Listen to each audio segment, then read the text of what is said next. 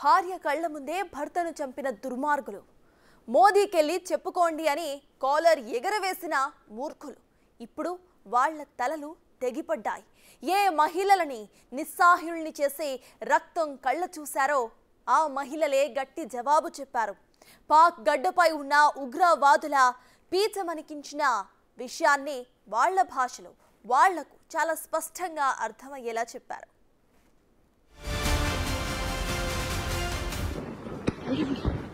ఈ ఫోటో దేశ ప్రజల కంట కన్నీరు పెట్టించింది.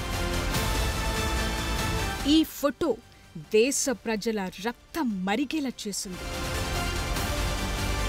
ఈ ఫోటో ఉగ్రవాదులను మట్టుపెట్టాలన్న డిమాండ్ను కనుమరుగు కాకుండా చేసింది. ఏ ఉగ్రవాదులైతే ఆమె సింధూరాన్ని తుడిచేశారు, ఏ ఉగ్రవాదులైతే వెళ్లి మోదీకి చెప్పుకో అన్నారు, ఆ ఉగ్రవాదులకు బదులు చెప్పింది నరేంద్ర మోదీ సర్కార్.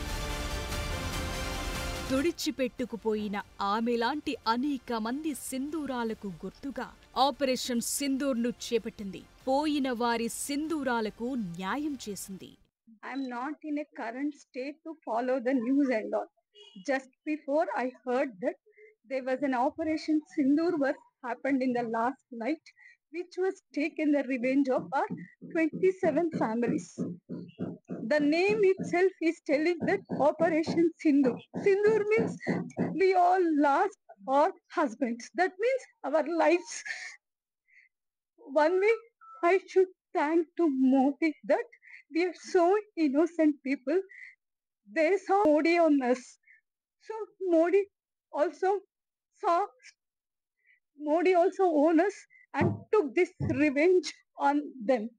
So we are thanks to Modi and also all the 27 families. Our lives all are shattered now. Okay, this may be at least for all of us, it is just relief that మోదీకి చెప్పమన్నారుగా, చెప్పాను, చెబితే ఇలా ఉంటుంది అనేలా సమాధానమిచ్చింది కేంద్రం. మరోసారి ఏ ఉగ్రవాదైనా కశ్మీర్ గడ్డపై అడుగు పెట్టాలంటే భయపడేలా చేసింది. కశ్మీర్ ఉగ్రదాడికి కారణమేంటి?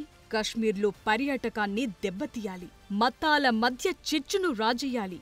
అందుకే ఉగ్రవాదులు అమాయకుల ప్రజల తలల్లోకి బుల్లెట్లు దించే ముందు మీది ఏమతో అని అడిగి మరీ కాల్చి చంపారు. కాని మనది భారతదేశం. ఇక్కడ అందరూ సమానులే. అన్ని మతాలకు ఒకే ప్రాధాన్యం. మతం పేరుపై భారతదేశాన్ని ఎవ్వరూ విడగొట్టలేరు. నమ్మకం కలగటం లేదా? అయితే ఈ మాటలు వినండి. पाकिस्तान के अंदर के टारगेट से अवगत कराना चाहूंगी। पहला, सर्जिकल कैंप सियालकोट, यह अंतर्राष्ट्रीय सीमा से 6 किलोमीटर की दूरी पर है, सांबा कटवा के सामने।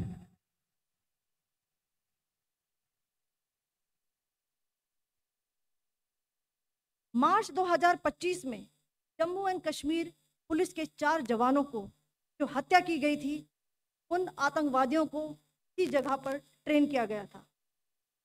दूसरा, महमूना जाया कैंप सियालकोट, यह 18 से 12 किलोमीटर आईबी से दूर था। ఒక్కో ఉగ్రవాద క్యాంపును ఎలా ఏరివేశామని గర్వంగా చెప్తున్న ఆ అధికారి ఎవరు కాదు, కల్నల్ సోఫియా ఖురేషీ. మరోసారి చెప్తున్నాం, ఆమె పేరు సోఫియా ఖురేషీ. ఇప్పుడైనా ఉగ్రమూకలకు అర్థమయ్యుంటుంది భారత్ అంటే ఏంటో. వారు అనుకునే లక్ష్యం జీవితంలో నెరవేరదని.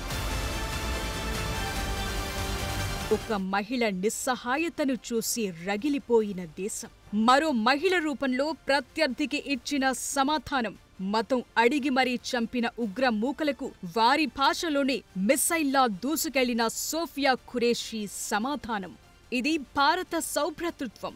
ఏ ఒక్కరికి ఆపద తలపెట్టినా జాతి ఊరుకోదు. భారతీయుల గర్జనకు ప్రతిరూపం ఖురేషీ. భారతీయుల ఉక్కు సంకల్పానికి ప్రతీకగా నిల్చారిమే.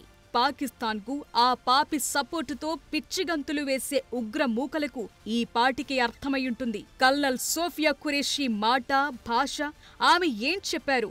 ఇది ప్రెస్ మీట్ కావచ్చు, కానీ ప్రైడ్ మూమెంట్, భారతీయుల మదిలో చిరకాలం గుర్తుండిపోయే విజయ సింధూరం. అంతేకాదు ఆపరేషన్ సింధూర్ ప్లానింగ్, ఇంప్లిమెంటేషన్ అన్ని కూడా ఇండియన్ గవర్నమెంట్ ఇంకా ఆర్మ్డ్ ఫోర్స్ పర్ఫెక్ట్ గా ఆర్గనైజ్ చేసిన ఓ స్ట్రాటజిక్ అటాక్ ప్లాన్. శత్రువును చావు దెబ్బతీసింది మోదీ సర్కార్. భారత్ దాడులు చేస్తే తిరిగి దాడులు చేసేందుకు సిద్ధంగా ఉంది పాకిస్తాన్. అవసరమైతే అణుబాంబులు వేస్తామని రెచ్చగొట్టటం, దాడులు జరిగి ఇన్ని రోజులైంది, ఇంకెప్పుడు ప్రతీకారం తీర్చుకుంటారని దేశంలోని ఓ సెక్షన్ రెచ్చగొట్టటం. ఇలా ఎవరెన్ని విమర్శలు, ఆరోపణలు చేసినా అస్సలు డైవర్ట్ కాలేదు. చాలా సైలెంట్ గా చేయాల్సింది చేసేసింది కేంద్రం.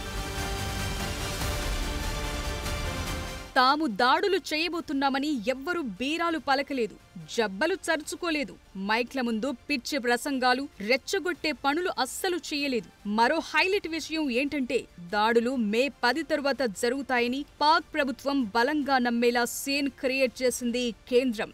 దీనికి తగ్గట్టుగానే దేశంలో అంతా నార్మల్ గా ఉన్నట్టే పరిస్థితులను ఏర్పాటు చేశారు. ఓ వైపు రివెంజ్ కి ప్లాన్ చేస్తూనే మరోవైపు తన షెడ్యూల్ ను కంటిన్యూ చేశారు. ఉగ్రదాడి జరిగిన 48 గంటల్లోనే బీహార్కు వెళ్లారు, ఆ తరువాత కేరళ వెళ్లారు, ఏపీకొచ్చారు. ఇలా తన రొటీన్ కార్యకలాపాలను కొనసాగిస్తూ శత్రువులను ఆదమరిచేలా చేశారు మోదీ. తాము దాడులు చెయ్యం, మరో రకంగా పాకిస్తాన్పై ప్రతీకారం తీర్చుకుంటామని పాకిస్తాన్ను దాదాపుగా నమ్మించింది భారత్. అంతేకాదు పాకిస్తాన్ చూపిస్తోన్న మేకపోతు గాంభీర్యాన్ని చూసి వెనకడుగు వేసినట్టే అని దాదాపుగా నమ్మించింది. కానీ చివరికి తాము ఏం చెయ్యాలనుకుందో చేసేసింది. దేశాన్ని నడిపించే నాయకుడికి స్థితప్రజ్ఞత అనేది ఎంత అవసరమో ఇది పక్కా ఉదాహరణ. ఆ రోజు రాత్రి ఓవైపు బలగాలు ఎయిర్ స్ట్రైక్స్ కు సిద్ధమవుతుంటే మోదీ మాత్రం ఓ మీడియా సంస్థ నిర్వహించిన కాన్క్లేవ్ లో పాల్గొన్నారు. 30 నిమిషాల పాటు మాట్లాడారు. ఉగ్రవాద శిబిరాలపై భారత్ దాడులు చేయబోతోందని తెలుసు, కానీ మోదీ ఫేస్లో కానీ మాటలో కానీ ఎక్కడా ఏ చిన్న తేడా కూడా లేదు. బాలాకోట్ దాడికి ముందు ఎలా వ్యవహరించారో ఆపరేషన్ సింధూరానికి ముందు మోదీ అదే ఫాలో అయ్యారు.